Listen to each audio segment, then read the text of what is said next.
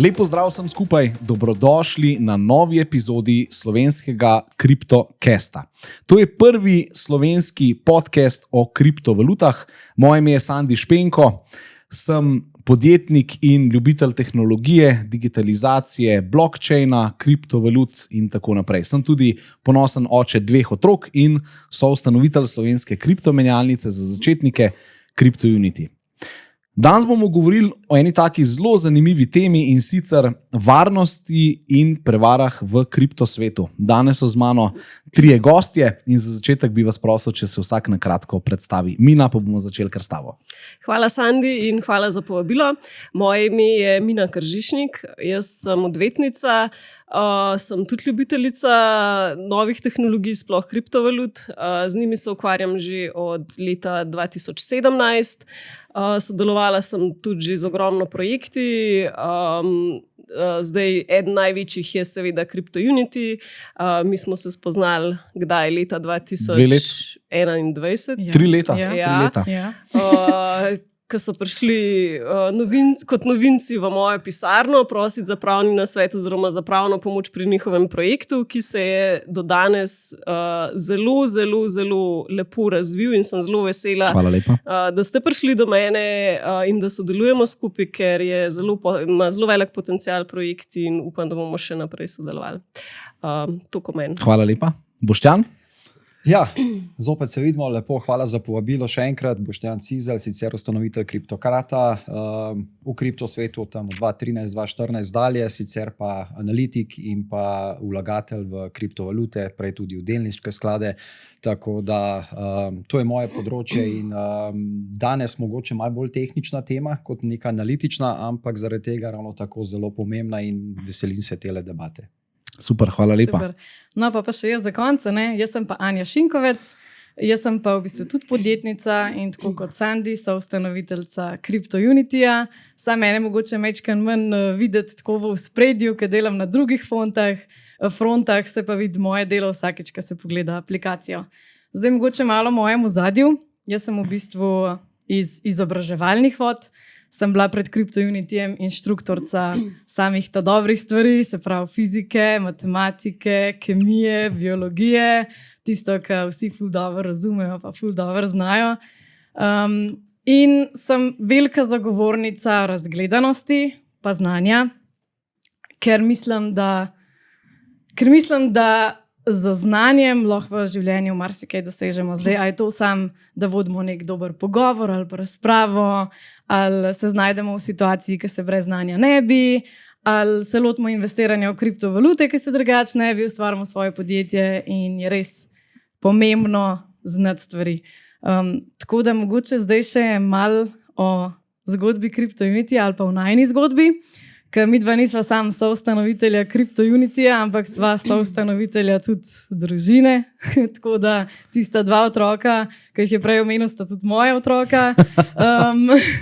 Tako da, ja, sva začela to zgodbo o CryptoUnityju res iz ljubezni do tehnologije, do kriptovalut in seveda do znanja. Tako da upava, da bo CryptoUnity in ta CryptoCast prinesel neko znanje, pa neko vedenje v kriptovalutah začetnikom, entuzijastom in upava, da bo pomagal komu na tej poti.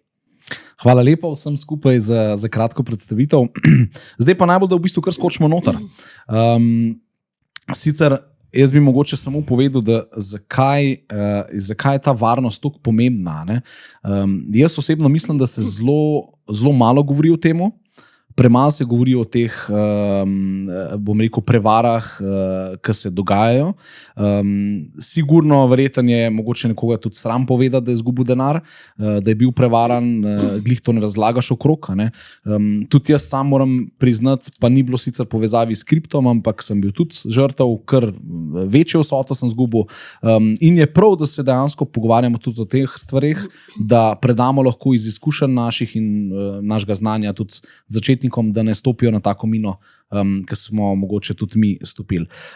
Tako da zdaj bi vas mogoče za začetek tako open question vprašal, zakaj pa vi mislite, da je pomembno, da se govori o temu, Mina? Ja, najprej bi rada rekla, to kriptovalute so izjemno nova tehnologija, niso na trgu dolgo časa, še vedno jih ogromno ljudi ne pozna oziroma jih ne uporablja, se z njimi še ni srečalo. Druga stvar je, da je prav zaradi te mladosti te tehnologije je zadeva relativno neregulirana. Kadar je zadeva neregulirana, vsaj ne do te mere, kot so finančni trgi regulirani, ker pač kriptovalute se približujejo, oziroma kriptoindustrija se približuje nekako finančnim trgom. Ker je ta zadeva neregulirana, je v bistvu divji zahod. Ponudniki storitev lahko delajo, kar želijo, oziroma jim ni treba izpolnjevati določenih standardov, nimajo nadzora, ni tudi nobenih sankcij, vkolikor pač se kaj zgodi. In zato je regulacija pomembna tukaj in tudi da nek svoj doprinos k varnosti. Druga stvar pa je, da kriptovalute so izjemno volatilne.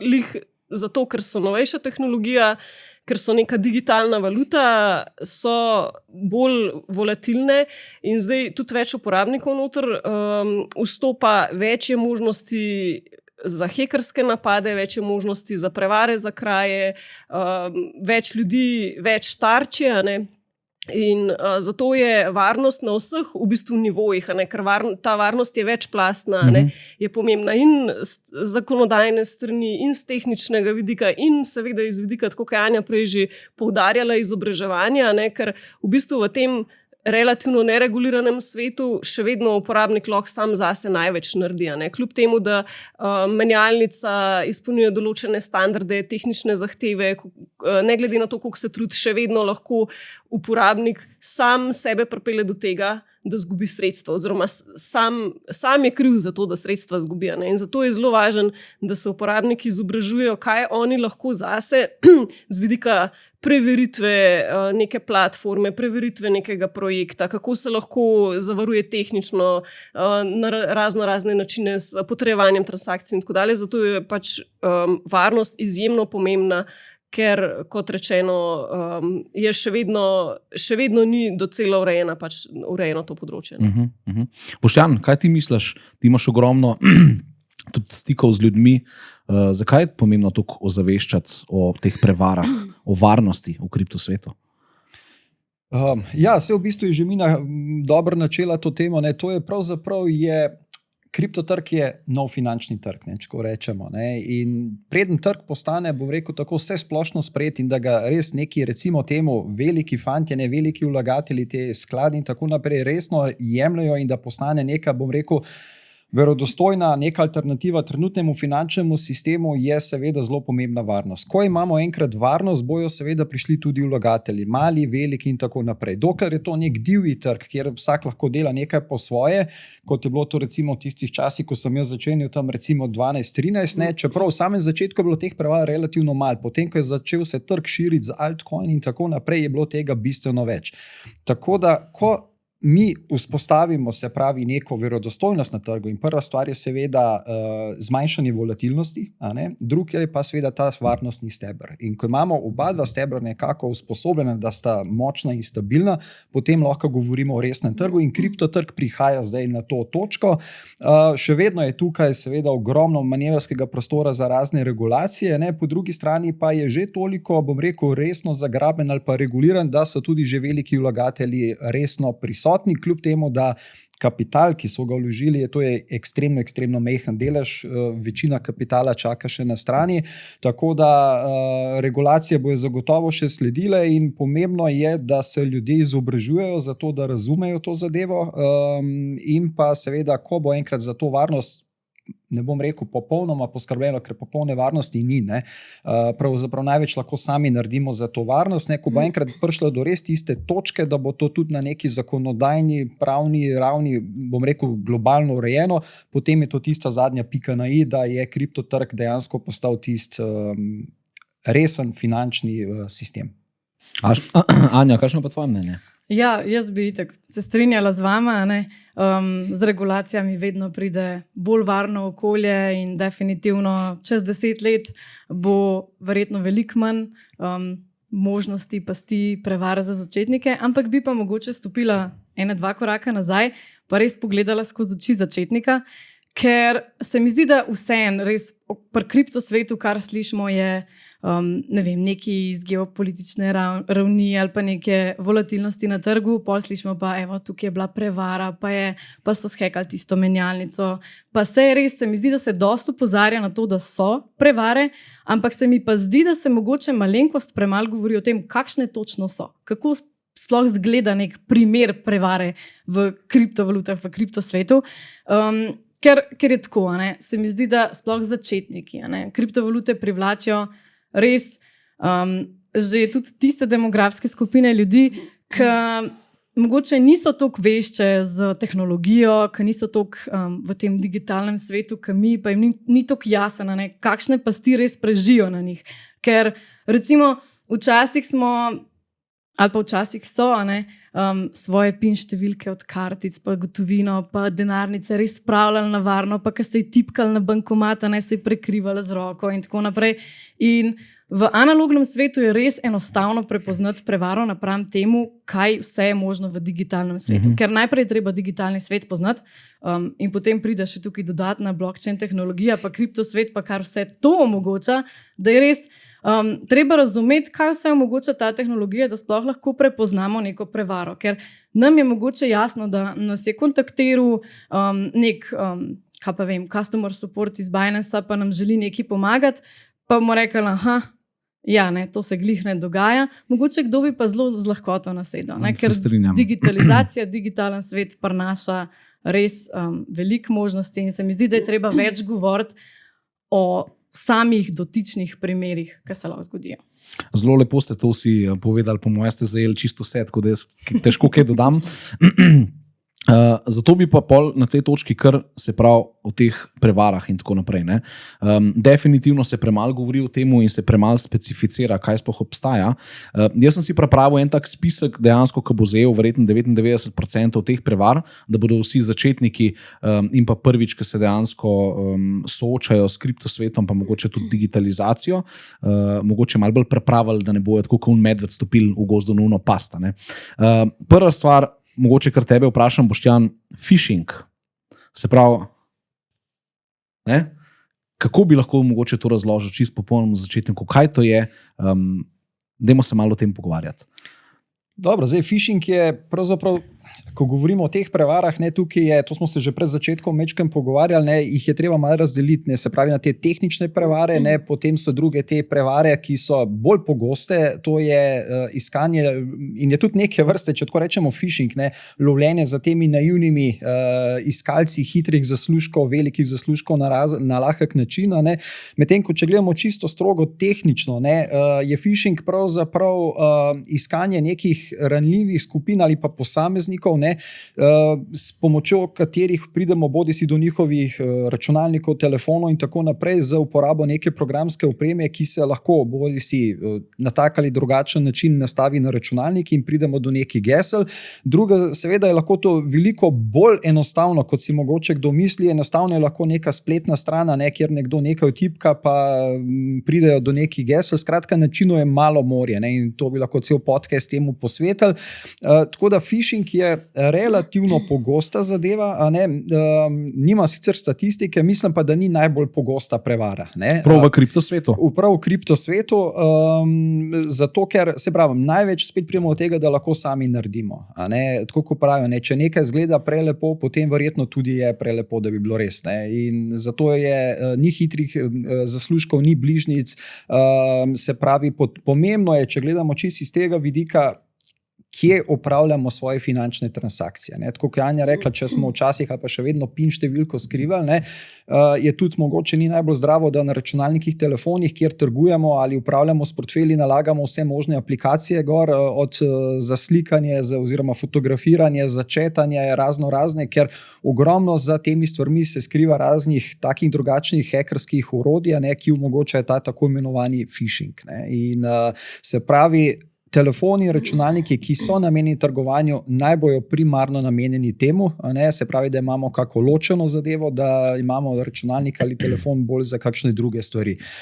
Ogromno primerov poznam, ko so prav na ta način, ko so naložili aplikacijo, v bistvu prišli do nekih gesel, do nekih uporabniških imen in tako naprej. In je zelo, zelo široka zadeva in spet, konec dneva, noben nas ne sili naložiti kako programsko opremo, spet smo večinoma kar sami odgovorni za to. In spet pridemo do tizga, kar sta tudi sogovornici omenili, izobraževanje in ni bližnjic.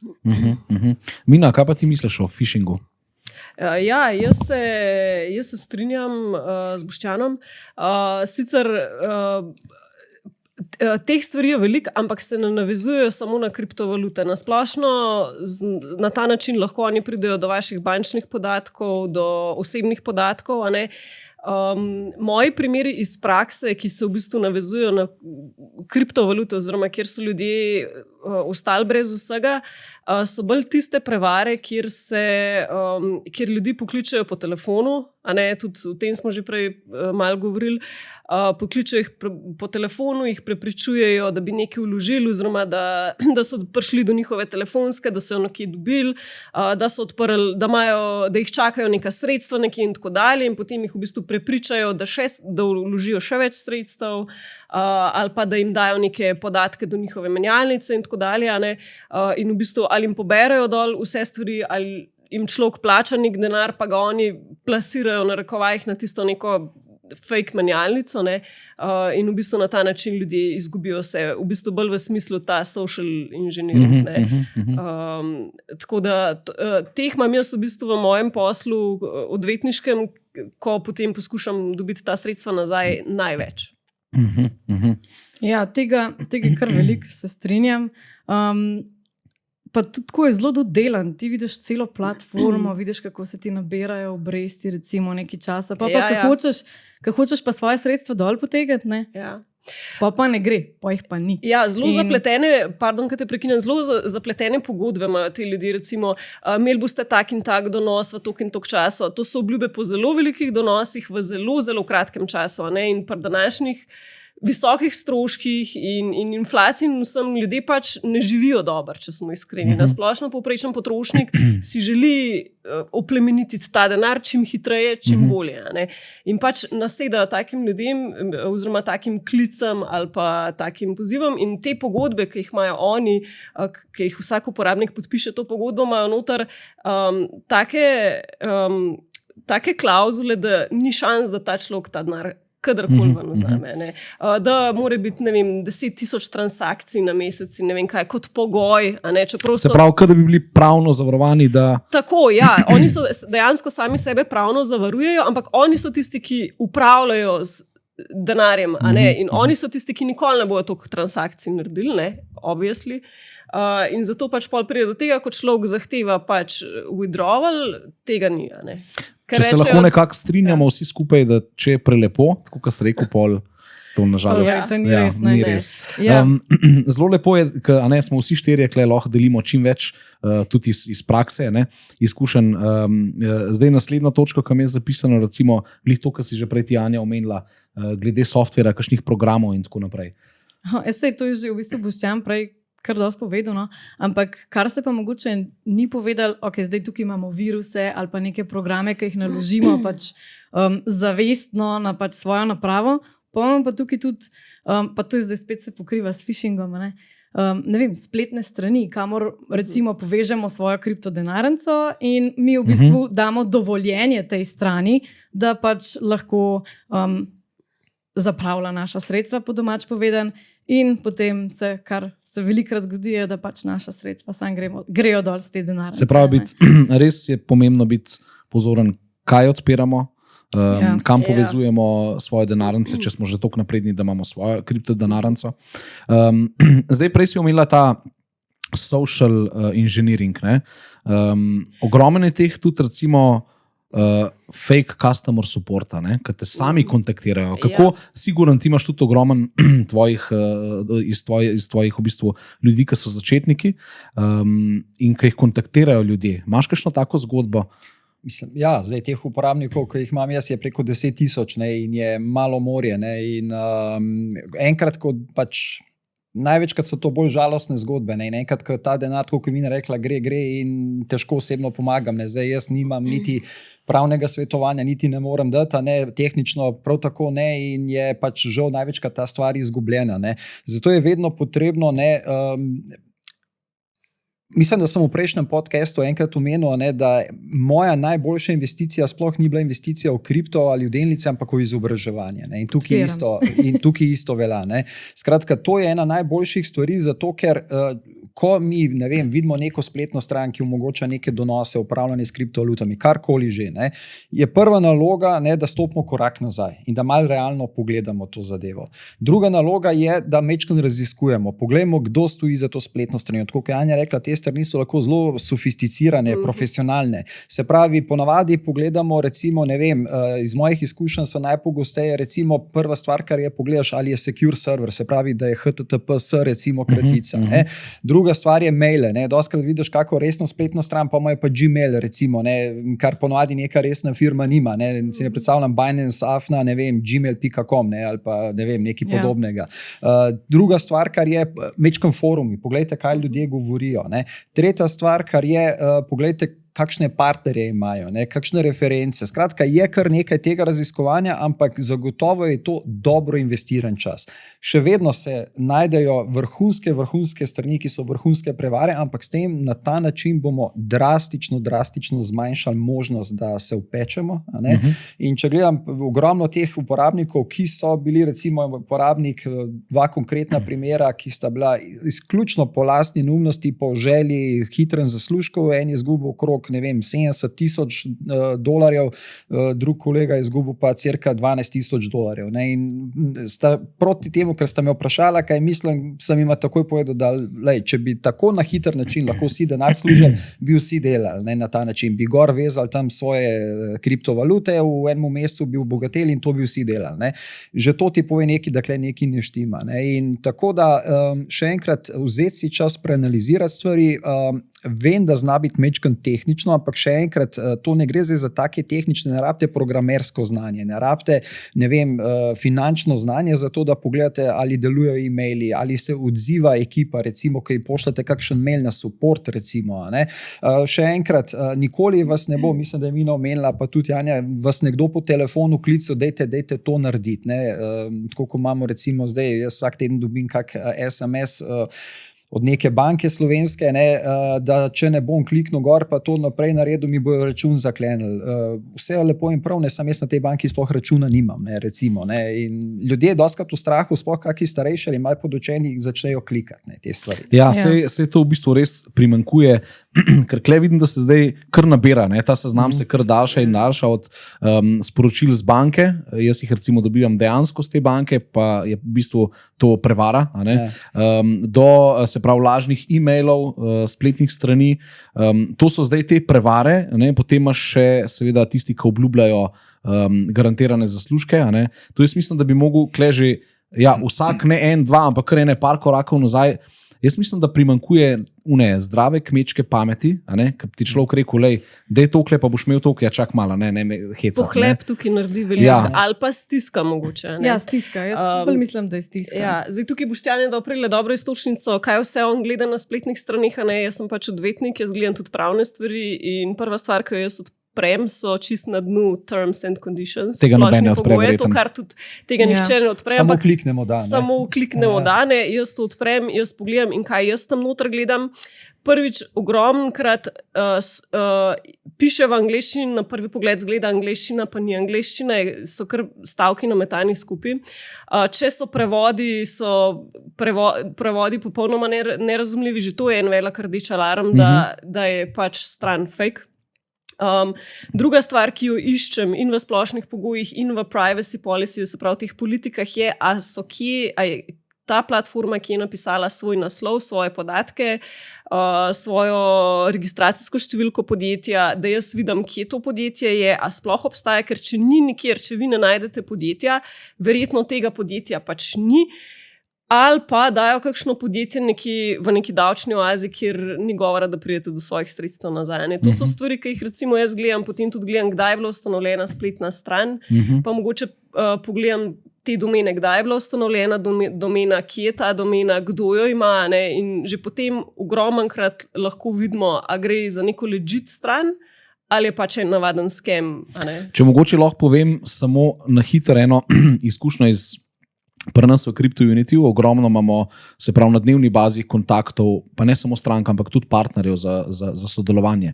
In so v bistvu te prevaranti že prišli toliko daleč, da nas recimo mene osebno kontaktirajo.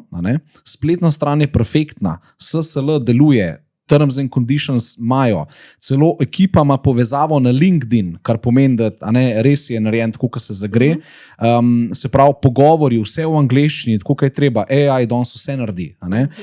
Na koncu smo že v bistvu bili po 3 tednih v pogovorih o sodelovanju, res so bili profesionalci, no, in dejansko, ko so potem poslali pogodbo za pač plačilo vnaprej, šele v pogodbah sem jaz videl dejansko anomalije, da mogoče pa ni to in potem smo recimo želeli skočiti na videoklic, ker so se ga nekako izogibali, in tako naprej. Tako da klepol vidiš, je res o teh stvarih, ki mi govorimo, so mogoče res osnove, pa fajn, da jih začetniki poznajo, ampak to, da bomo se vsi zavedali, no, ko to poslušate, da prevaranti so res se ful izboljšali. Jaz bi sam nekaj dodala, ker smo spustili, pa je taka res malenkost, banalna stvar, ampak link, samo link. Se pravi, recimo, mi imamo CryptoUnity.org. Ena črka je drugačna, vse ostalo je isto. Vse, od A do Ž, vse ostalo je isto. Kopija spletne strani, samo ena črka je drugačna. In povežete denarnico in sredstva večni. In pač hekeri so napredni. Recimo, moj nasvet bi bil, če se oglasite, ker zdaj jaz največkrat dobim, vsaj 3-krat na teden dobim en klic, ali je v polomljeni slovenščini, pa to so klici iz slovenskih številk, ne, ali so klici v angleščini, ali so klici tudi v dobri slovenščini. Zdaj bodi si, ali me poskušajo prepričati v to, da imam nek račun odprt na neki platformi, za katero prvič slišim, pa da so oni do moje številke prišli, ali da mene nekje čakajo sredstva, sam še podatke jim moram dati, pa mi jih nakažejo. Nigerijski princ. In ogromno ljudi dejansko daje potem podatke od svojih bančnih kartic, pa CVV, pa vse podatke, pa datum, pa vse in se znajdejo brez denarja na banki, ne. Ali želijo, da bi zame upravljali denar, da bojo donosi, ne vem, kakšni, skratka, ratali so zelo inovativni te goljufine, na kakšen način želijo priti bodi si do tvojih sredstev, bodi si, da bi vi njim nekaj plačali, ali pa do vaših podatkov, do osebnih podatkov, do bančnih podatkov, do podatkov o privat ključih oziroma o zasebnih ključih na kriptomenjalnicah. V takem primeru jaz sploh nič ne rečem, jaz sam pač odložim in blokiram številko, pa me naslednji teden kličejo znove. Pa niso samo klici, ne? Niso samo klici, ne? To so zdaj, vsi imamo kakšen Facebook ali pa Instagram, ne? Ali pa Twitter, kakorkoli, oziroma X, ne? In so oglasi. Oglasi so, zgledajo čisto super priložnost. Sem zadnjič videl predsednico Natašo Pirc-Musar, ki je v bistvu govorila, to je seveda AI, ne? To je seveda vse fake, in je v bistvu govorila, da so naredili eno luknjo v zakonu, da lahko dobiš 4.000 evrov vsak državljan, ne, če klikne kaj gor, ne, in ko klikneš kaj gor, si že v bistvu že pol si naredil, da pač pridejo do tega. Tako da ne vem, če bi politik, ki bi najdel eno luknjo v zakonu, to javno razglašal. Prvič, drugič pa javno delil ta denar, verjetno. Jaz vsak dan naletim recimo na TikToku, ne, pa na Elona Muska, ki se je v bistvu odločil radodarno pač malo razstalati svojih bitcoinov, ne, in vse, kar moraš, je iti na tisti link, ki ga prikažejo v posnetku, in tega je pač malo morja, ne, pa niso sam oglasi, pa klici, so maili, so sporočila od, ne vem, mene je kontaktirala Anja Šinkovec, pa me je hotela prositi, ne, če nakaže malo kriptovalut, ki glih rab neki, in kako bi se jaz zdaj počutila, če bi bila, ne vem, ena uporabnica CryptoUnityja in me zdaj soustanoviteljca pač pros, da ji pomagam, ne. pač sej, zdrava kmečka pamet, ampak včasih pač človek odreagira na prvo žogo, ne pomisli in pač hoče pomagati, na koncu pa. Ja. Tako da, ja, res. Plača za empatijo. Ja. Doskrat. Pa so pa tukaj še itak airdropi, se pravi te nagradne igre v kriptosvetu. To se je pri nas tudi dogajalo in so marsikomu prišli noter v denarnico. In ja, dobesedno se je treba držati tega, če je prelepo, da bi bilo res. Pa ni res. Ja. Res je. Okay, nadaljujemo z še eno tako, enim takim delom teh prevar, seznama Ponzi shema. Ponzi shema, vsi ste slišali, ni samo v kriptosvetu, tudi v drugih. Tako da zdaj mogoče čist na hiter, spet bom tebe, Boštjan, na prvo žogo. Kako lahko začetnik prepozna sploh to? Kaj to sploh je? Dobro, zdaj, kar Ponzi sheme, recimo v samem kriptosvetu so še relativno redke. To je bolj poznamo iz delniških trgov, finančnih, klasičnih trgov, ampak zagotovo se bo tudi tukaj in se pojavlja. Spet je treba vedeti, da najlažje vse te prevare prepoznamo po velikih obljubah, po lahkih zaslužkih, samo to, date noter in potem bo to kar samo raslo. In to, tako da vedno, če gledamo nek skupen imenovalec, ali so to Ponzi sheme, recimo, ali je to phishing in podobne stvari, kar smo že prej pogledali, imajo en skupen imenovalec in sicer to je ta želja po hitrem zaslužku, igranje na čustva. To je isto kot pri trgovanju. Se pravi, vemo, da največ ljudi pri trgovanju ali pa tudi pri igrah na srečo, če želite, izgublja zaradi psihologije, zaradi čustev. Skratka, ker nas čustva so močnejša in poznamo ogromno recimo primerne odličnih finančnih analitikov, borznih analitikov, kriptoanalitikov, ki pa so katastrofalni trgovalci. Zakaj? Zato, ker on ima že ali ona kakorkoli dodelano tehnično analizo, strategijo, vendar ima tako slabo psiho, da enostavno tudi na neki točki svoje analizi, ko naprimer trg pada, hiter, naredi eno neumnost ali pa ko raste, ne zdrži tega, tudi sam sebi ne zaupa več. Tako da tukaj je treba vedeti, da prva stvar mogoče, da ne gremo nekam preveč v globine, ker velik del tukaj tudi začetnikov, da sicer v teh Ponzi shemah, se verjetno bo tudi Mina kaj dodala. Zdaj imam en primer. Je predvsem to, da še enkrat, treba je gledati, da prvič, kakšne donose obljubljajo. So to neki res neverjetni donosi, potem nikoli ne to, da še komu drugemu rečeš, pa da ti še investira, da ti pomaga, da raste ta mreža. Prepel 2, ali kako je že bilo. Ker to jaz se spomnim še, ko ni bilo še kriptovalut, ko sem mi recimo kakšen znanec klical, imam dober posel za tebe, sem rekel, v redu, super, povej, kaj je, ne morem po telefonu, morava se tako dobiti, hvala lepa, sem že vedel, koliko ura, lahko gremo na kavo, ampak v temu ne bomo. In tukaj je isto, tako da že če pogledate, ali je nek realen donos v nekem realnem, bom rekel, časovnem dometu, po drugi strani, katero podjetje stoji za tem. Ali je to res neka velika, priznana finančna inštitucija, ki zagotovo ne bo takole ribarila za vlagatelji, dejte neki vlož noter, ali je pa to spet kar neka čudna stran, ki ima, kot je že bilo rečeno, v polomljeni angleščini neka pravila, pa ne vem, kakšne donose. To sta dve stvari, skratka, ki zadostujejo na prvo žogo, da vsak začetnik lahko naredi neko kritično distanco in majčkeno ročno zategne. Razumem. Mina, kar lahko oprosti. Mina, kaj nam lahko poveš? Vse te Ponzi oziroma piramidne sheme delujejo na način tega mrežnega marketinga, če lahko temu tako rečem. Sam mrežni marketing ni kazniv, ali kako bi temu rekla, je pa, če vodi v neko nezakonito dejavnost. In to so te piramidne oziroma Ponzi sheme. In bistvo tukaj je, da bodi si od vas zahtevajo, da se nekam upišete, vam nekaj obljubljajo, oziroma da za to nekaj plačate. In recimo ogromno krat obstajajo paketi. Če plačate 3000, boste Bronze Club, če boste plačali 5000, boste Silver Club, če boste boste Platinum Club in vi plačujete 10, 20 tisoč, 30 tisoč evrov. Če boste v tem klubu, boste na mesec dobili dividend 2000, če boste v 5000, in to se nikoli ne zgodi.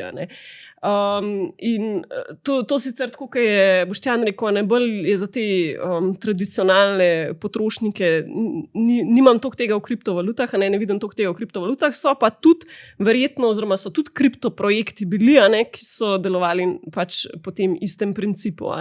In tukaj, tako kot smo danes že večkrat ponovili, v kriptosvetu hitrih zaslužkov, visokih zaslužkov pač enostavno ni. Tukaj je potrebna potrpežljivost, potrebna je zmernost, potrebna je poučenost.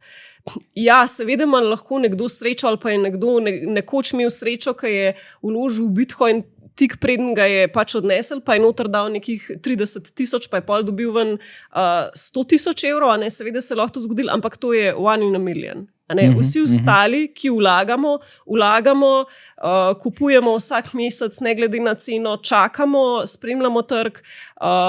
Jaz recimo po 2 uri na dan poslušam YouTube videe, gledam delniške trge, kako se obnašajo, poslušam Trumpa, kaj bo rekel, gledam, kakšna je inflacija v Ameriki, kakšna je cena olja. Pač jaz spremljam vse te stvari, da vem, kam gremo, kje smo, koliko bom vložila, a bom počakala. In ta potrpežljivost in čakanje in preudarnost je v bistvu tukaj najbolj v bistvu cenjena in tudi najdlje pripeljeno. Še zmeraj ljudje lahko veliko s kriptovalutami zaslužijo, ampak ne na hiter način. Ja, ključ je definitivno potrpežljivost, znanje. Kar sem jaz v bistvu hodila dodati pri Ponzi shemah je, pa se ful navezuje v bistvu na to, ker si ti Boštjan prej rekel, psihično, da si sposoben zdržati. Ker kar se tudi zgodi pri teh Ponzi shemah, pa predvsem za Ponzi sheme je značilno, da ti na začetku dejansko dobiš nek zaslužek ven, da začutiš, da te zagrab, da pač si noter in si rečeš, pa čeprav veš, da je to lahko Ponzi shema, rečeš ne, to ni, jaz sem tukaj dobil zaslužek nazaj, super, ej, Sandi, Boštjan, Mina, dajte še vi, tole je super, tole je top, tole bo zdaj, to je 1 na milijon. In pol, kaj se zgodi, zmanjka novih, uporabnikov in se vse sesuje in ponavadi, kar se zgodi, je, da pol ljudje res začnejo vlagati, dvignejo kakšen kredit celo, dajo noter, pa je pa konc. Točno tak primer sem jaz imela v preteklosti, ko je pač gospod pošten, deloven, tik pred pokojem. Nekdo ga je poklical, je rekel, da bi on njemu upravljal premoženje, spet je bilo neki polomljeni slovenščini, angleščini, celo srbščini je bilo. On je takrat nakazal 2-3 tisoč, 4 tisoč evrov in potem zelo hitro tudi dobil nazaj izplačilo tega svojega denarja plus nek bonus nazaj in takrat so ga začeli agresivno klicati, da je še vlož, da je bo še več. In gospod je prodal hišo, je prodal restauracijo, vzel kredit, vzel posojilo pri sosedu in tega je bilo približno 500,000. In seveda je on vse to plačal in na koncu, kaj se je zgodilo, ko se jim je nehal oglašati, ker so ga konstantno klicali za še več vloži, da bo še več, so se mu nehali javljati. Tega denarja še do danes videl ni, gospod. Tako da, tako kot si ti rekla, zahukajo te, zagrabijo te s tistim enim izplačilom, zato da v bistvu jim začneš verjeti, da jim začneš zaupati. In potem, kar res rečeš, zdaj bom pa en velik znesek 30, pa ga bom podvojil, it's never gonna happen. Jaz lahko tudi povem iz izkušenj, kar nekaj ljudi poznam, glede na to, da imamo svojo kriptomenjalnico. In kar nekaj je tudi prijateljev bilo, pa mogoče tudi starejših oseb. Ne bom pozabil ene gospe, ki je tudi rekla, pa ni bilo, v bistvu je bil čist začetek, je prišel en na dom, en gospod, pa je razložil, da bi ona dala 5,000 evrov nekam. To je bilo 5 let nazaj. V glavnem in je rekla, da je pač dala 5,000 evrov nekam, in to, da se je zdaj tam nabira, da ima zdaj že 6 ali 7 tisoč, in da bo zdaj to pustila, da se tam nabira, in da je enkrat poskusila mal ven, pa ni v bistvu spoznala, ni bilo sploh jasen, kdo je tam, kakšna je to platforma, če je to sploh, kaj sploh dela, to sploh dejansko in na koncu smo pa ugotovili, da pač tega ven ne more sploh dvigant in da je to vse skup fake tam, kar zgleda, tako da jaz se strinjam z vsem, kar ste povedali in premalo se ljudje zavedajo tega, sploh pa teh, pripel koga, sigurno bo, garancija, pač to je velik red flag oziroma rdeča zastava. Tako da jaz bi se pa tukaj potem še navezal zelo lepo na, ogromno imamo kriptovaluta, tudi novih kriptovalut. In leto 2017, mogoče tudi 2021, ICO era, se temu reče, ne, je bila. In takrat so bili tudi recimo ogromno prevar in pa takih slabih zgodb se je zgodil pri novih kriptoprojektih. Dajmo malo mogoče o tem reči. ICO, lažni ICO-ji, pump and dump, rug pull.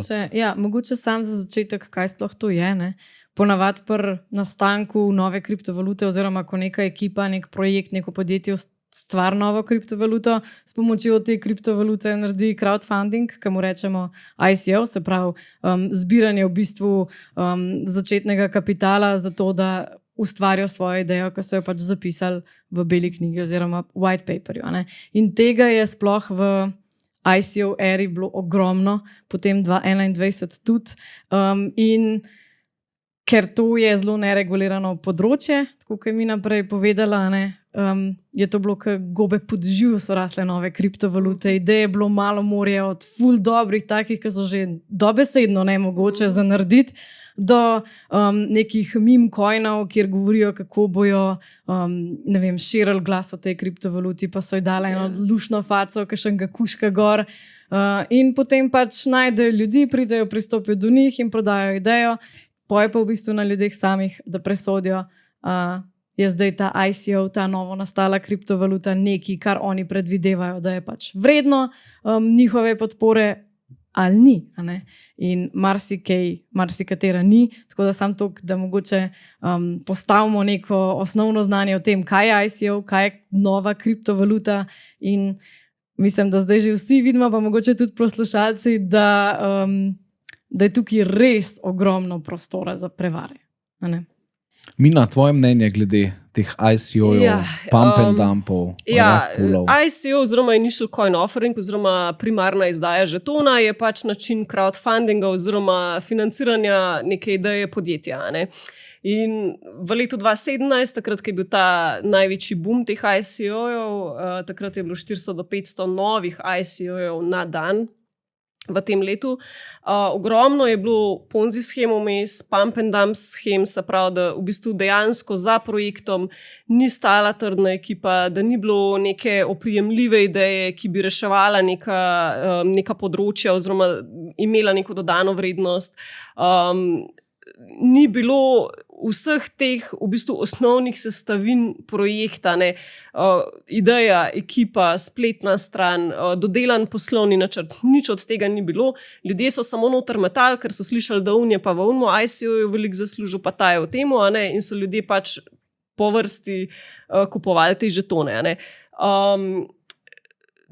Te ICO-ji so dober način za zbiranje denarja, ampak je treba preveriti, se pravi, treba je narediti due diligence tega projekta. Treba je preveriti ekipo, treba je preveriti social kanale, treba je preveriti njihove splošne pogoje, treba je preveriti vse to, kar smo v bistvu mi delali za projekt. In tudi, če recimo jaz kot odvetnik zaznam, da bi meni, pa se jih meni verjetno skemer sploh prišlo, zato, ker bi ga poslala skozi vrata, da bi meni prišel en projekt, ki bi hotel kaj tazga narediti, verjetno bi prej dalo kakšen ChatGPT pa napisali tiste splošne pogoje, ampak taki projekti so zato, da vzamejo denar in nikoli nič ne naredijo. Se pravi, s tem denarjem nimajo ne plana, kako bojo razporedili denar, skratka ničesar. V bistvu, če te smem prekiniti, imajo plan. To je prevara. Se pravi, ekipa se odloči opehariti ljudi, preprosto povedano, in oni nimajo plana, kako bojo zdaj to idejo, ki so jo ful lepo predstavili, zapeljali naprej, pa dejansko naredili produkt, ampak imajo plan, kako bojo oni v bistvu zdaj ta denar, ki so ga zbrali od ljudi, ki so jih podprli, pobrali in pač pobegnali. In težava je, ker en navaden potrošnik ali pa investitor nima znanja, kaj more gledati pri teh projektih, zato da vidi, a je scam, a bo uspešen projekt, ker tudi, če ima projekt top ekipo, pa dobro idejo, pa je na dobri poti, je velika verjetnost, da ne bo uspel. To je pač dejstvo. Večino je odvisno od ekipe, ampak potrošniki ne vejo, kaj vse morajo gledati. Ne vejo, njim se teh dokumentov niti doskrat prebrati ne da. Oni samo vidijo, kot smo že večkrat danes povedali, zdaj bo pa ta žeton bom jaz kupil za 10 centov, pa bo pa narasel na 100 evrov. In kadar projekt obljublja visoke donose, sam zaprite spletno stran, never gonna happen. Sploh dejansko, karkoli reče, da bojo sigurno zaslužili. Ne? Da bojo sigurno zaslužili. Žetoni, tako kot vse kriptovalute, žetoni so volatilni, ko zateva pride na menjalnico, vedno vredno žetona pade, to še ne pomeni, da gre žeton v nulo.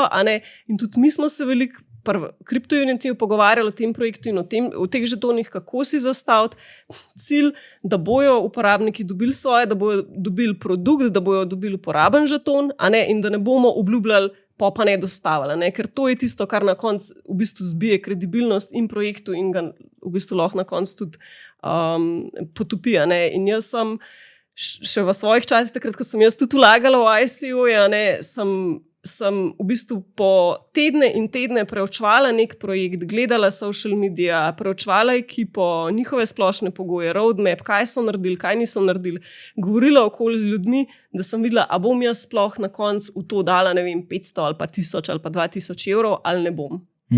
Jaz sem preučala in jaz sem preučila, 2000 takih white paperjev v 2017. Zato, da sem se odločila za 3, recimo, od katerega sta 2 propadla, eden je imel pa pol na koncu zelo dober donos in je tudi danes še vedno zelo dober in legit projekt. Super. Boštjan, tvoje mnenje? Ja, mislim, več ali manj je bilo že vse povedano. Zdaj, zopet pridemo do tistega, si treba vzeti čas in mečkam preanalizirati. Jaz tudi tako, čisto taka nepisana pravila. Kadar v nekem projektu vsak influencer, ali kako se zdaj po slovenski reče, vplivnež ali vplivnica ali kakorkoli že, na veliko to razlaga, kako bo ta projekt eksplodiral, takrat je najverjetneje bolj iti kar stran. To je prva stvar.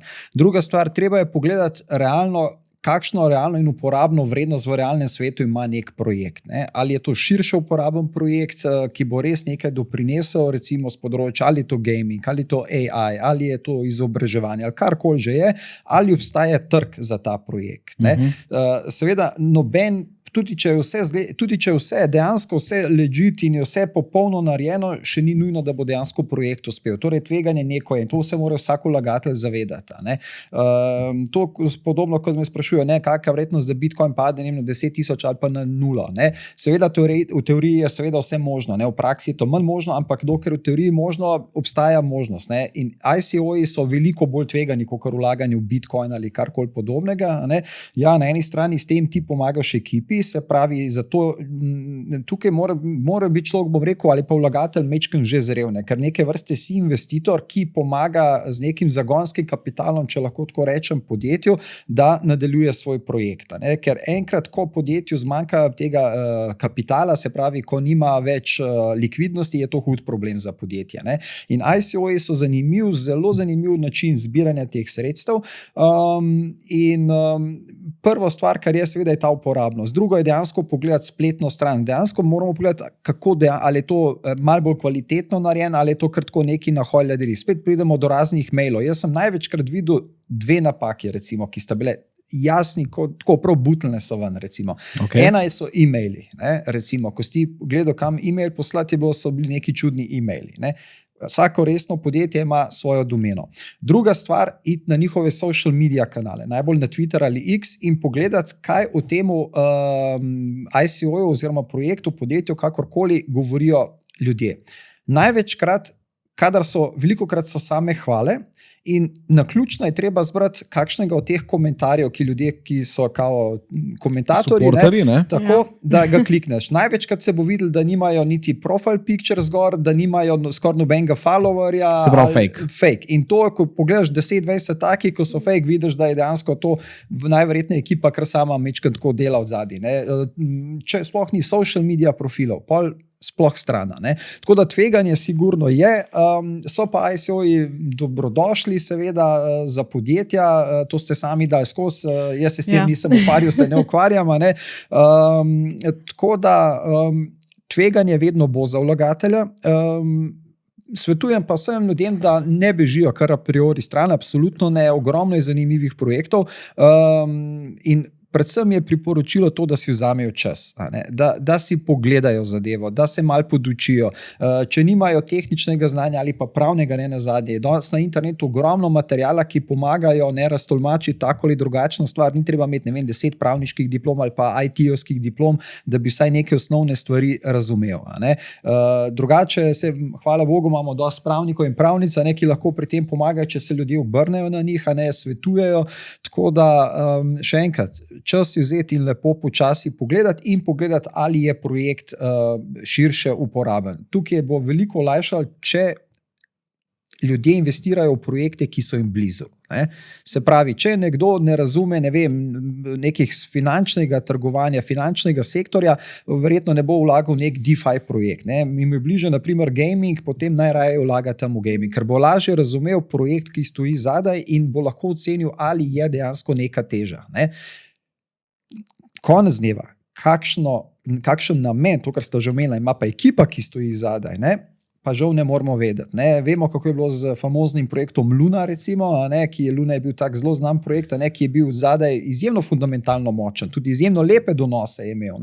Na koncu vidimo, kaj se je zgodilo. Tako da previdnost in pa dajte si vzeti čas, pa mečkan pogledati te stvari in pa dokler se držite projektov, ki so vam bolj blizu, vsebinsko bo veliko lažje.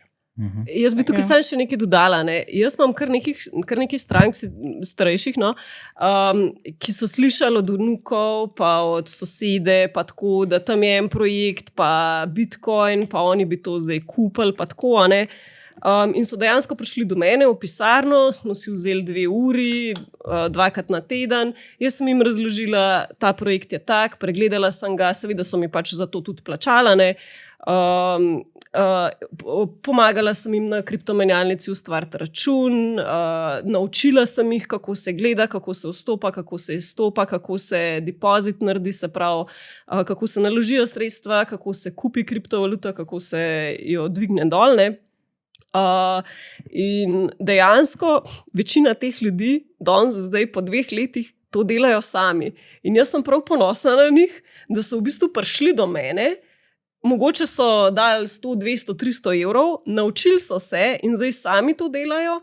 In njihov v bistvu vložek v to, da so se naučili, da sem jih jaz v bistvu naučila, kako se to naredi, je bil 300 evrov, zgubili pa niso nič. Lahko pa bi sami nekaj začeli, lahko pa bi padali na en tist klic, pa bi bili zdaj le v ranku minusa. In se mi zdi, da nas je toliko že strokovnjakov v Sloveniji, ki smo odprti za pomagati, pa vi, pa izobraževalna platforma, pa to zdaj govorimo o tem, da ni sramotno, če pokličete, če tudi mene kdo po telefonu pokliče pa reče, mene pa tale projekt zanima, a mi lahko malo poveš, a mi lahko pogledaš tole. Zato je pa tudi zelo pomemben, da se pač pogovarjamo o tem. Ja. Sploh pri ICO-jih, če gremo še čist mečka nazaj, ker vseeno je doskrat ideja in vse to pač pogledaš, pa ti je všeč, pa te mogoče premanj, pa vidiš ekipo, pa mogoče, če gremo vse nazaj, kako pa ločiti čist prevaro od neke mogoče resne ekipe, ki pa res namerava nekaj narediti. Mogoče tiste čisto osnovne, te prve stvari, ki jih je treba pogledati, pa jih ljudje vseeno premalkrat pogledajo, je, da sploh ekipa javna je. Ker doskrat pri teh ICO-jih, pri kriptovalutah je kar doskrat standard, da ni. Imajo sicer tam na spletni strani napisan, da so doxed, kar pomeni, da so se nekomu predstavili z osebno izkaznico, pa naredili nek videoklic, ampak to se vse da sam dati na spletno stran, pa je to. Je treba ekipo dejansko videti, mogoče imeti kakšen kontakt z njimi, jih videti na videih, pa ne na enemu, ampak na večjih. Pogledati LinkedIn profile njihove. Pa mogoče, če so kakšni dogodki, pa jih vidiš v dejanskih, recimo tako, ko smo bili mi na podiumu ali pa na kakšni konferenci, to je zdaj tist. Dokazati, da dejansko ekipa je, ker sam slika ni dovolj, sliko lahko. Tudi recimo neodzivnost ekipe, zmeraj ti lahko nek bot odpisuje nazaj, pa bojo rekli, se pa odzivajo. Ne, to ni to. Vi hočete ena na ena z nekim CEO-tom oziroma z vodjo tega projekta, ker če ima čas zbirati sredstva pa za objavljati tamle na Facebooku, bo imel čas tudi tebe na klic umeti ali pa ti odgovarjati kaj, ali pa ti videti. Če hoče moj denar, pač ne gre z mano na kavo, ne, da ga vidim. Ne. Ker tem goljufom je najtežje pokazati obraz, zaradi tega, ker ta obraz bo pol lahko kasneje, ta oseba bo, če se pokaže, pol kasneje lahko nosila posledice. Sicer, če lahko sam to dodam, kar se ICO to tiče, zdaj prihaja ta mikroregulacija, ki bo bistveno zaostrila izdajo žetonov, ves proces izdaje žetonov in prijavo bele knjige bo treba vse poslati oziroma prijaviti ATVP-ju v Banki Slovenije. Tudi spremembe bele knjige bo treba tam prijaviti, izdajo žetonov, skratka, vse bo regulirano tako, kot izdaja oziroma javna ponudba vrednostnih papirjev. Tako da zdaj, ko se bo uveljavila, pa ko bo to dejansko začelo veljati, bo teh prevar v zvezi z ICO-ti bistveno manj. Ja, sigurno sploh na tem področju, na kjer ga ponovadi pridejo začetniki, na decentraliziranem področju kriptovalut, pa jaz mislim, da bo tega še zmer na žalost veliko, ker blockchain tehnologija prinese en kup enih dobrih stvari, od katerih je ena tudi anonimnost po eni strani, s transparentnostjo. Kar je po eni strani tudi pozitivno. Sigurno, ampak po drugi strani pa predstavlja pač neko lastnost, ki jo pa ampak potem mogoče sam na teh DeFi menjalnicah toliko so kompleksne, da en navaden potrošnik ali pa ne vem, moja mami po moje tja gor niti bo zelo težko prišla tja. Me pa sicer zanima, kako bo, ker gre res vse v tej smeri, ne samo regulacije, ampak tudi poenostavljanja za druge ljudi, tako da bomo videli čez 5 let, ko bomo imeli kaj 100 del. Preden nadaljujemo, vsi, ki še zmeraj gledate, očitno vam je podcast všeč, tako da dajte lepo prosim lajkati pa se naročiti na kanal, da ne boste zamudili naslednjega. Mi gremo pa naprej z naslednjo temo in sicer, katere varnostne ukrepe pa priporočate za zaščito kriptovalut? Mogoče Anja? Jaz bi v bistvu začela mogoče s tem, da se je treba zavedati, da so naši podatki na internetu. Da smo jih skoraj sigurno že dali neki čist legitimni, super platformi mogoče ali pa, kaj pa vem, banki, neki spletni trgovini, govorim o mailu, kakšni telefonski številki, našemu imenu, priimku, zdaj če govorimo o kriptovalutah, mogoče kdaj tudi naslov kakšne denarnice, kakorkoli. Pač nekam smo enkrat sigurno dali naše podatke. In treba se je zavedati, da sicer te podatki so varno hranjeni, ampak se zna zgoditi, da pač kakšni hekerji s kakšnimi napadi pridejo do naših podatkov in jih potem lahko v bistvu izkoristijo proti nam. Se pravi, če nas nekdo pokliče, to, kar smo govorili, pa že ve naš mail, pa poveže to z našo telefonsko številko, pa nas vpraša po imenu, ne moramo kar predpostavljati, da ta oseba je pa zdaj nekdo zaupanja vreden. Ne? Če ima pa naše podatke, ki jih pa mi nismo nobenemu dajali kar tako. Tako da res mogoče čuvati podatke, pa se zavedati, da če smo jih nekam dali, da je možnost, da jih imajo pač tisti, ki jih želijo izkoristiti proti nam. Se mi zdi, da to zavedanje res pripelje nas do tega, da vsakič, ko pridemo v situacijo ali pa se znajdemo v kakšni pasti, da če stopimo 2 koraka nazaj, da pa bomo mogoče si prišparali kakšno izgubo na ta račun. Izguba recimo podatkov je mogoče slaba stvar, ampak ne vem, če se spomniš, Boštjan, kakšno leto pa pol nazaj, ko si bil pri nas, pri ekipi, ki smo delali, so se pogovarjala o čist taki res enostavni stvari. Tudi če oni vzamejo podatke, tako kot si ti povedala, pa če te pol pokličejo, pa povejo, vi ste pa Boštjan Cizelj, naslov vaše denarnice je tale, vaš e-mail je pa afna@gmail.com, je res, in to tudi nič ni narobe, ni to škodljiv klic. Kar potem jaz vidim, da se zgodi, je, da ljudje verjamejo in dajajo podatke, katerih nikoli noben nikdar ne bi zahteval. Ali je to banka, ali je to kriptomenjalnica, ali je to se pravi podpora uporabnikom za razna gesla, vstopna gesla, a ste dobili PIN kodo ravno kar na vaš telefon, dajte mi jo povedati, da se vas verificira. A ne? In tam jaz mislim, da večina začetnikov poklekne. A ne? Da v redu, če imajo oni podatke, ampak s temi podatki želijo oni vam škodovati, da pridejo do gesel, da vstopijo v banko, da vstopijo v kriptodenarnico. In kjer recimo bi jaz prav apeliral na to, da ne dajati gesel, ne dajati PIN kod, ki jih dobite za dvofazno autentikacijo na vaš mobilni telefon. Ne? To je pomembno. S temi podatki oni kaj veliko, da vam mogoče pošljejo mail, ki je fake, ta phishing mail, ne? Ali pa mogoče, da vas pokličejo, pa se predstavijo kot neka legitimna ustanova, ne morajo nič konc koncev. Oni vam morajo vzeti sredstva z denarnice, z menjalnice, z banke. In kle morate vi biti dosti pametni, da ne date teh uporabnikov naprej. Oziroma podatkov. Okay, še vaju, no, mogoče Anja je sicer začela s podatki, ne? Ja, s podatki. Kakšni varnostni ukrepi so še, da zaščitijo recimo kriptovalute svoje? Še enkrat, prvi korak je vedno naša glava, ne? Se pravi, da nismo požrešni. Ne? Se pravi, največkrat ko bomo analizirali svojo napako, bomo ugotovili, da smo bili največkrat sami krivi. Druga stvar je, da redno pregledujemo telefone, računalnike z antivirusnimi programi, da ne nalagamo nekih aplikacij, da ne gledamo razne čudne spletne strani, ker nam nalagajo ne vem kakšne stvari. Ne? Da imamo dodatno zaščito, ne vem, dvojno preverjene gesla in tako naprej. Ne? Da imamo predvsem kovance, s katerimi ne trgujemo aktivno na ključko, se pravi na hladni denarnici, ne, tako kot pravijo not your keys, not your coins, ne, se pravi, če imate to nekje na menjalnica gor in tako naprej, tudi če gre za popolnoma legalno menjalnico, ne, največjo, lahko to zelo hitro pride do bodisi kraje tega, lahko pride tudi, kot vemo, cel kup imamo primerov, ko menjalnica čez noč nehala delati, ne, so ukinili celoten dostop in ljudje so ostali brez vsega. Tako da to je treba imeti na ključkih in pa seveda ne nasedati na kakšne takšne hitre zaslužke, ker tega ni. S kriptom se da zelo lepo zaslužiti. Tudi precej hitro, ne pa ekstremno hitro in sansko hitro, ne, kot bi pravil, ne vem, v mesecu. Iz danes na jutro. Iz danes na jutro, ali pa do konca meseca. Ja, v en lambo, ne, tako je v kriptu. Tudi izogibajte se raznih profilov, ne, take imam naraj, ki dodaja na Instagram ali pa na Facebooku, ko se slika s takim šopom denarja, pa z Rolexom, pa z 3 Ferrari in tako naprej.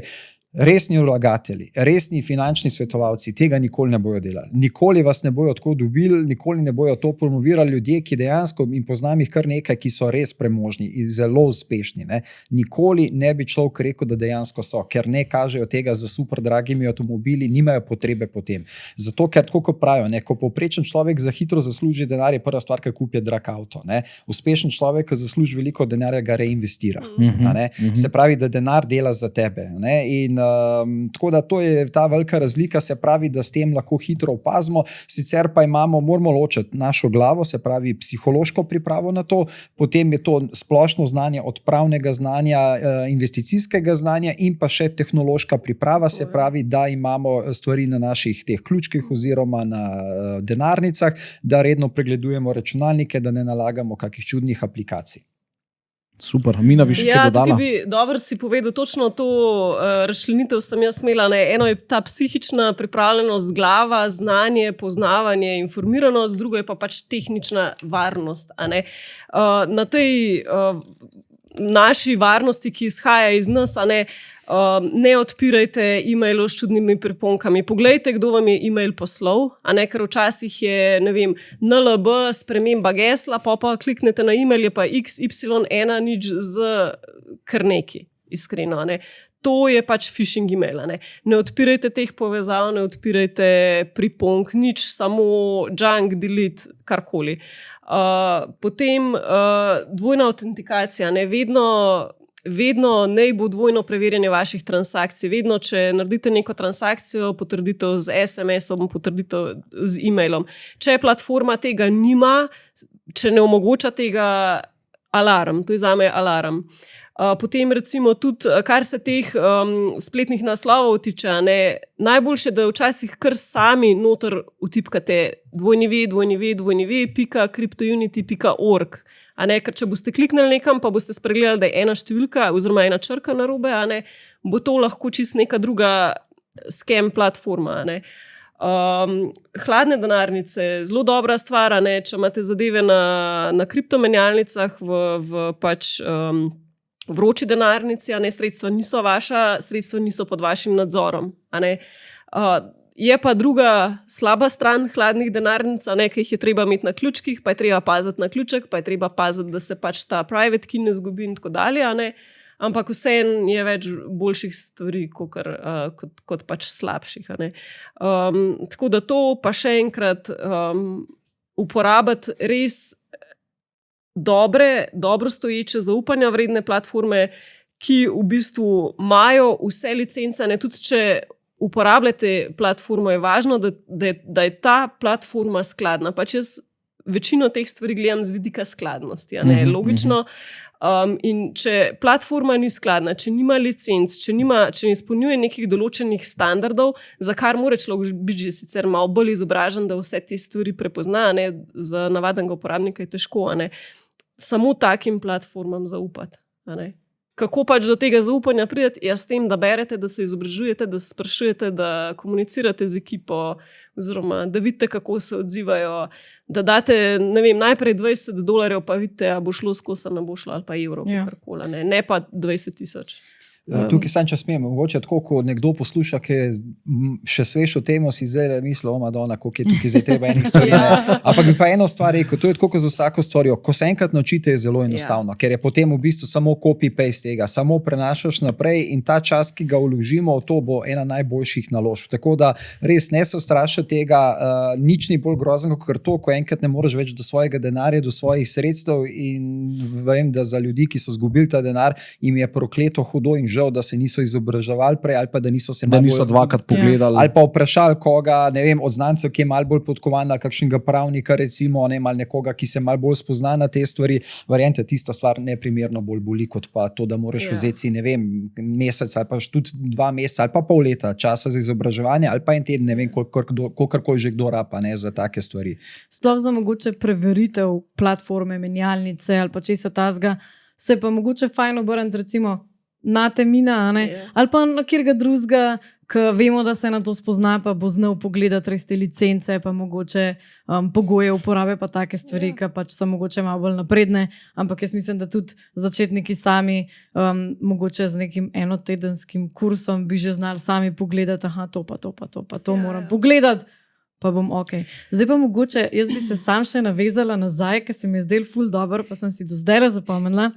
Sploh, kadar smo govorili o tem, da pač hranimo sredstva na hladni denarnici, zato ker pol imamo v bistvu svoje sredstva mi, sami pri sebi, ful dober, Ampak, kar je pa še en korak naprej, je pa pol v bistvu to, da sploh, če imamo veliko sredstev, da jih damo mogoče ne samo na eno hladno denarnico, mogoče na več, ker Bog ne dej, tudi tam obstaja verjetnost, mejhna, najmanjša, ampak tudi tam obstaja verjetnost, da zgubimo sredstva. Lahko po naši napaki, čist po naši napaki, in je fajn, da imamo pač razpršena.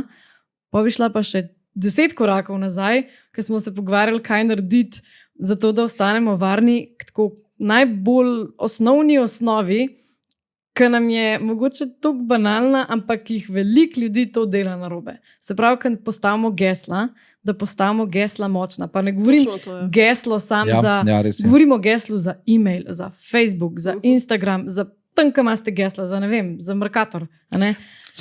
Pa da so različna. Pa da jih spreminjaš vsake 2 do 3 mesece. Recimo zdaj ogromen menjalec že to dela, da se avtomatično geslo, v bistvu se izpišeš ven iz aplikacije in vsake 3 mesece moraš te v bistvu prisiliti, da si nastaviš novo geslo. Poleg tega imaš pa še močno autentikacijo, še autentikator ali pa mail ali pa karkoli ali pa SMS. Tako da v bistvu te že te naprednejše, ne vem, Bitstamp, vem, da ima tako, vem, da te prisil do vsake tok časa v bistvu te izpiše ven in si moraš novo geslo naštimati, kar je prav. Pa, mislim, veliko uporabniških računov, oziroma skoraj vsi, je vezanih na naš mail. In se mi zdi, da je premalo Facebook, isti mail, Twitter, isti mail, kriptomenjalnica, isti mail. Mogoče ločiti maile. Je lažje, ampak je mogoče fajn ločiti te maile. In to je največja napaka, ker je spet lahko. Pa poskrbeti, da mail je res, mislim, že skoraj kot safe. a ne, in je fajn res ga zaščititi, tam pa res imeti največjo možno zaščito, menjati gesla, pa imeti edinstveno geslo. Ja. Edinstveno geslo za vsako stvar, ker če dobijo zdaj, to je tako kot ključ, ne? Mi imamo en ključ za avto, pa en ključ za dom, pa en ključ za pisarno, pa en ključ za sef. Kaj pa če bi imeli isti ključ, se pravi, kukar isto geslo za čisto vse te stvari. Se pravi, zgubimo ključ od avta, pa pride tisti, ki nam je vzel ključ od avta, k nam domov, pa nam sprazne sef.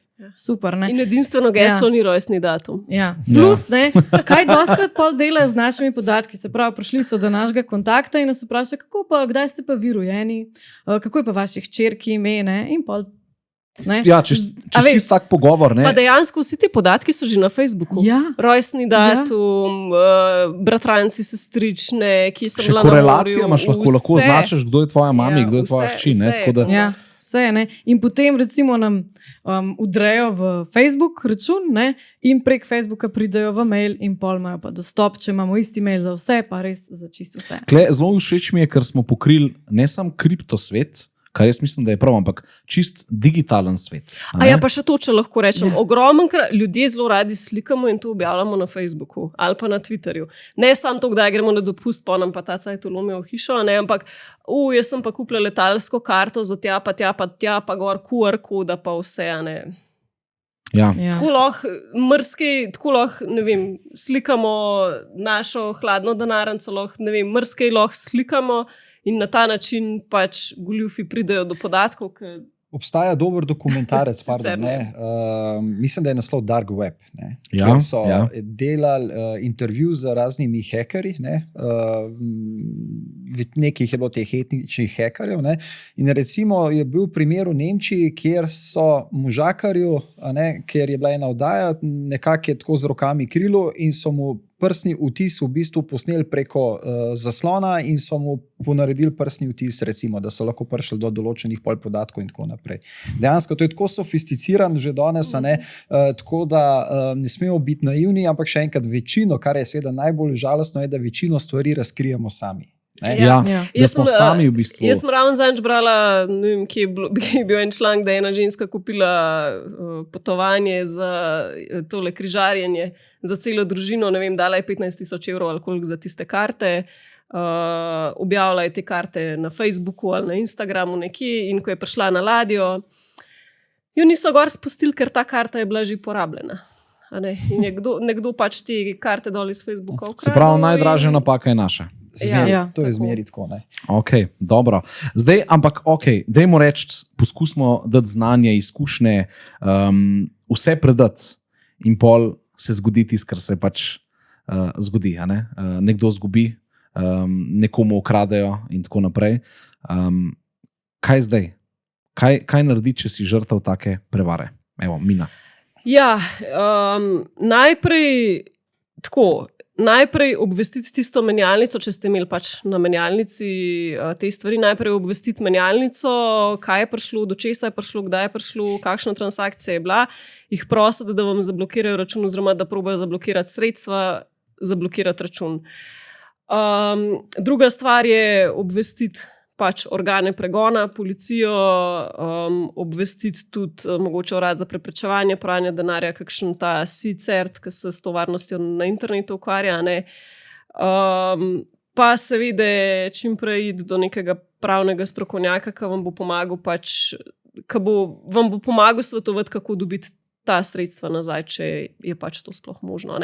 Težava v tem kriptosvetu je to, da je tehnologija še tako nova in tako kompleksna, da so v bistvu transakcije so nepovratne. Tudi če vi sami, če uporabnik sam nekam sredstva pošle, ne bo več do njih nazaj prišel, če bo na nek naslov neke denarnice to poslal. To je drugače v finančnem svetu, kjer ti točno veš, na čigav račun si ti nekaj poslal, in od tega človeka lahko to nazaj zahtevaš.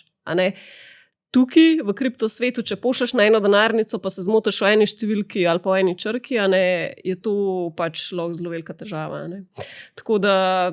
Kaj pa recimo, Boštjan, Mina je zelo lepo povedala za kriptomenjalnice, smo bili žrtev. Kaj pa, če smo žrtev pri kriptodenarnici? Če nam odrejo, nam poberejo sredstva. Kaj tam? Pravzaprav prav veliko se ne da narediti, ker to je zdaj tvoja denarnica, zdaj ti lahko sicer kontaktiraš podporo tega ponudnika, ampak prav veliko pomagati ne morejo tukaj. Kriptodenarnice je relativno težko priti noter, nikakor ni nemogoče. Zdaj tukaj je vedno debata. To, da je 100% zaščita, je zelo zgrešeno, hladne denarnice.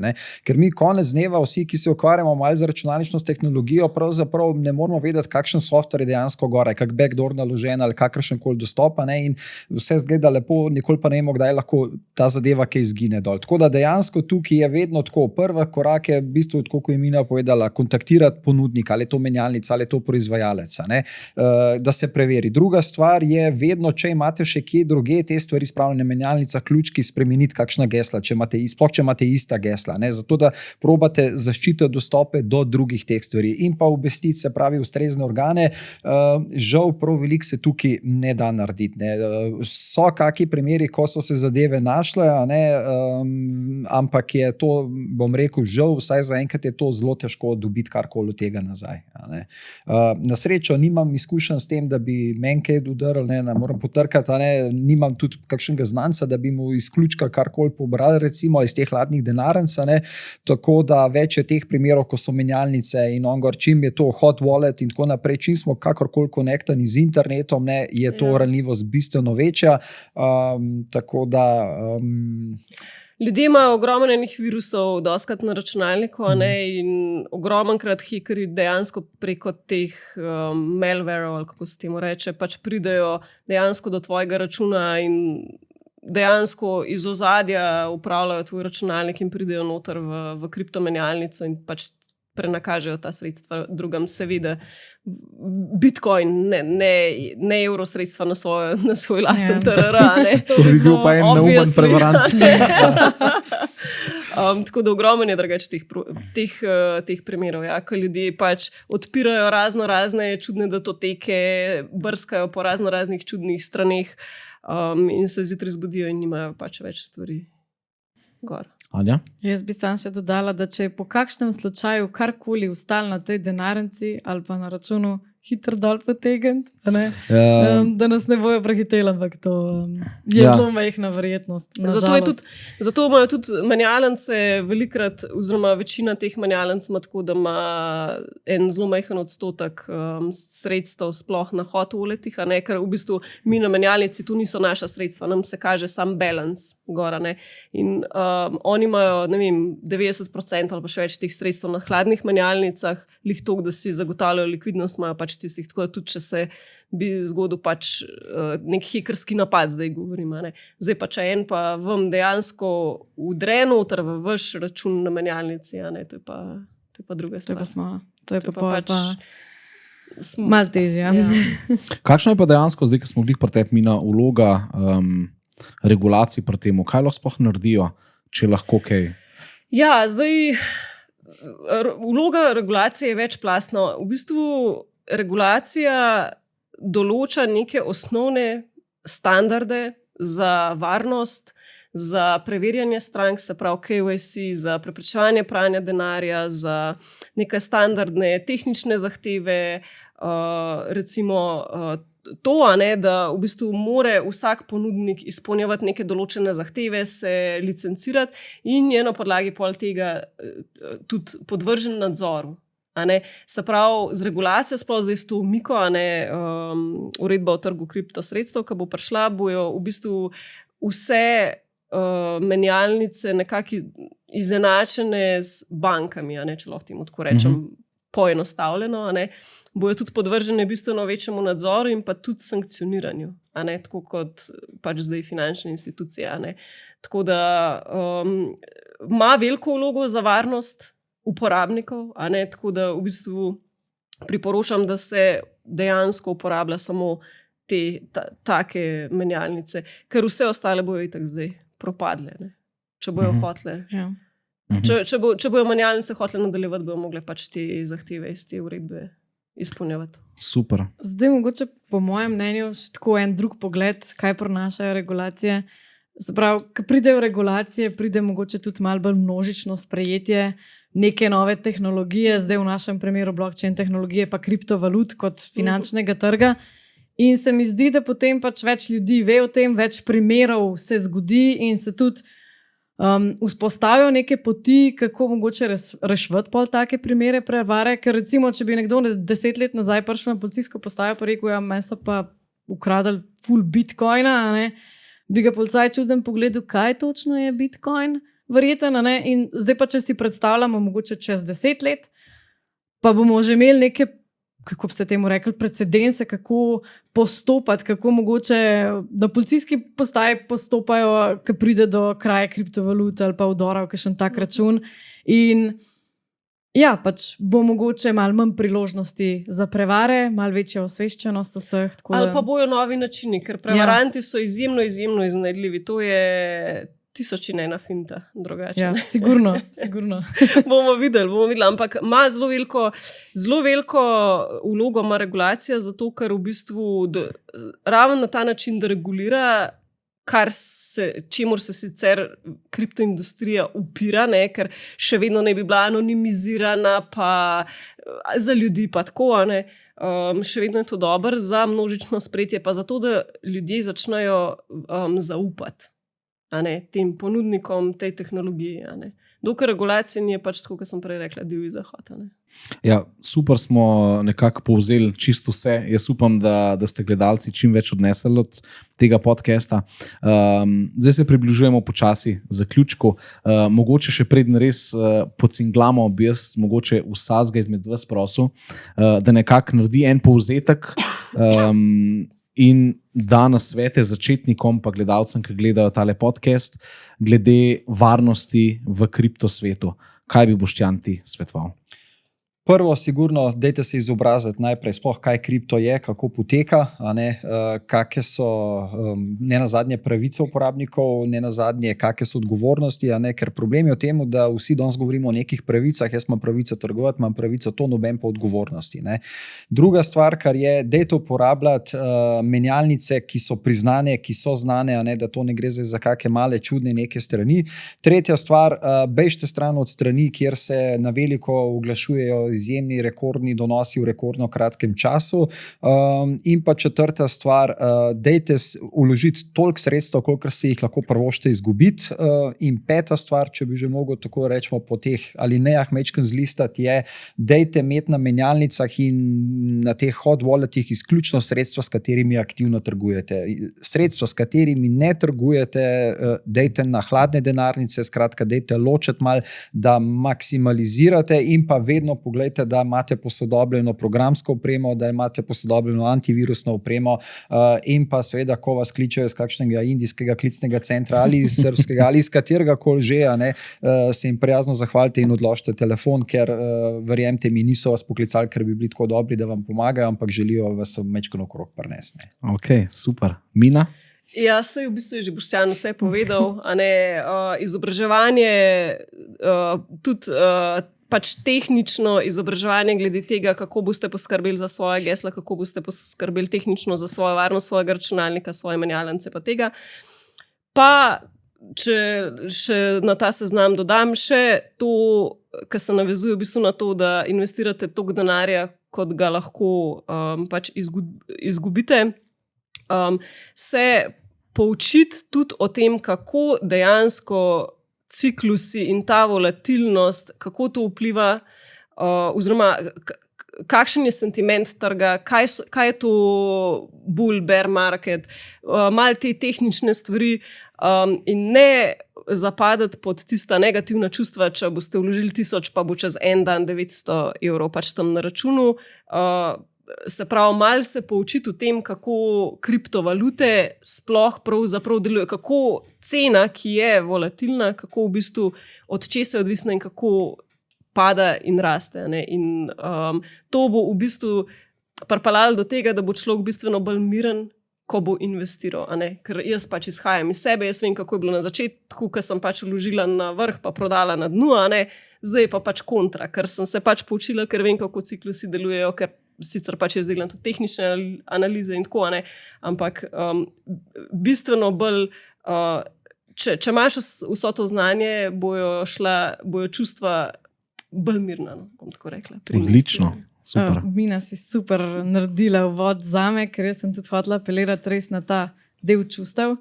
Pa mogoče par različnih čustev, začenši s tem, takrat, kaj je prelepo, da bi bilo res, pa smo navdušeni, mogoče stopiti 2 koraka nazaj, pomisliti, objektivno pogledati na situacijo, pozabiti na čustva, pa še enkrat premisliti, a je res tako lepo, da je lahko res, ali je že preveč lepo.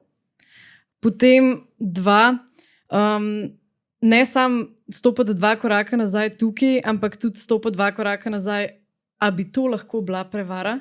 Tudi, če ni nič tazga, tudi, če je samo ena spletna stran, res pač 2-krat preveriti podatke, kakor so link, pa take čisto enostavne zadeve.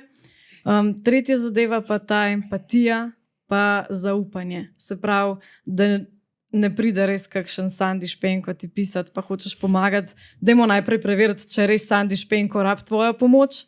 Ta zadnja zadeva pa mogoče malo bolj kontroverzna, ampak ne zaupati, pač res čuvati svoja gesla, ker so naša gesla. Ne jih zaupati kar komu, kakšnemu prijatelju.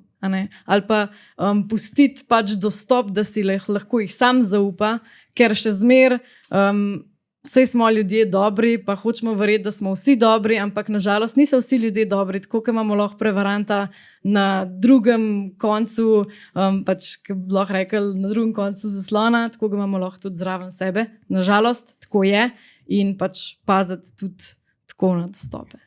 Če bi lahko jaz tukaj sam še nekaj glede čustev dodala, eno največjih čustev poleg pač pohlepa v kriptu je FOMO, Fear of Missing Out. In mogoče je to malo povezano z varnostjo, ampak takrat, ko je Bitcoin na najvišji točki in ko vsi govorijo o tem in ko Pop TV govori o tem in vsi vlagajo, 2 koraka stopite nazaj pa počakajte, zaradi tega, ker verjetno je to vrh. In obratno, takrat, ko vsi pravijo, da bo šlo na nulo, pa ni to finančni nasvet, ampak to so pač te ciklusi pa izkušnje, pa se boste videli. Takrat, ko vsi bežijo stran od tega, takrat je mogoče čas za usesti se dol, za naučiti, za pogledati, kje smo, in mogoče razmisliti o tem, da bi mogoče pa probali s 50 evri. Ja, zelo lepo. Jaz bi mogoče še z moje strani dodal to, da začetniki bodo vedno najboljša tarča, najbolj izbran, bom rekel, najbolj izbrana taka skupina ljudi, targetirana strani prevarantov, ne samo kripto, povsod, začetniki so idealni. In poskusili vas bodo in v kripto svetu in mogoče kje drugje okrog prenesti. In takrat res dejte sam razmisliti, tako kot je Anja zelo dobro rekla, a zna biti kaj mogoče kleva v zadju, kar ni skladno s tem, da bi to meni pomagali, pa meni omogočili neko tako pozitivno stvar, ali mogoče tisti človek na drugi strani telefona ali pa maila ali pa projekta želi sam sebe nekako oplemenitati. In to jaz mislim, da je ključno pri vseh stvareh. Dajte biti pozorni, dajte imeti oči odprte, ker včasih oprostim, ampak imam jaz občutek, ko ogromno delam z ljudmi, da mižimo pred stvarmi. Dajte videti, da ne bo iz danes na jutri, ne obstaja garancije, zato se reče investicija, ker je tvegano. Če ne bi bilo tveganja, ne moramo temu reči investicija. In ne obstaja nek res top of the top zaslužki in tako naprej. Raj bolj stran od tega, zaupati samo sebi, zdravo glavo razmišljati in na koncev, tudi vsi zdaj, ki poslušate tale podcast, pa ste z nami že več kot 1 uro, to investicijo v to, da ste zvedeli ful informacij z vseh od nas, tako da hvala še enkrat, ker ste ostali do konca. Sandy, se lahko malo prekinem? Lahko, seveda. Tako sem zdaj šla čez vse to, kar smo povedali, pa se mi zdi, da smo ene besedne zveze kar vlekli čez cel podcast, pa bi jih sam povedala, ker se mi zdijo tako ful dobre, pa ful si jih lahko zapomnimo. Ne? Se pravi, kmečka pamet, ne? Ja, definitivno. Znanje in vlagati v znanje. Potem smo govorili, če je prelepo, da bi bilo res, bež stran, ne? Pa je še kakšna taka. Pa te, ki vam hočejo pomagati po telefonu, to so akviziteri, ki vam hočejo nekaj prodati ali pa pač nekaj od vas dobiti. Ne? Ja. Ne ljudje, ki vam bojo pomagali. Pa mogoče ta zadnja stopiti 2 koraka nazaj, pa res pogledati situacijo. Ja, super. Hvala lepa vsem, ki ste zdržali do konca. To je bila druga epizoda slovenskega Kriptokesta. Upam, da ste uživali. Še enkrat hvala lepa vsem trem, ki ste si vzeli čas danes. Če imate še kakšno zaključno misel, bodo gledalci verjetno zelo veseli. Ja, Anja, že vse tako lepo povedala. Hvala. Dobro, v redu. Boštjan?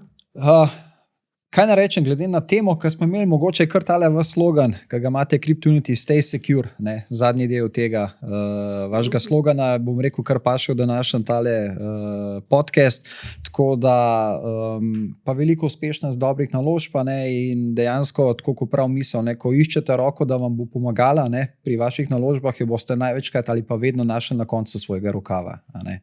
Tako da zaupite sam sebi. Zelo lepo. Hvala lepa in se vidimo naslednjič. Seveda pa ne pozabite, spodaj imate linke, da nas lahko seveda sledite in se naročite na kanal ter lajkate naš Kriptokest, koliko vam je bil všeč. Hvala še enkrat in srečno. Hvala. Dio.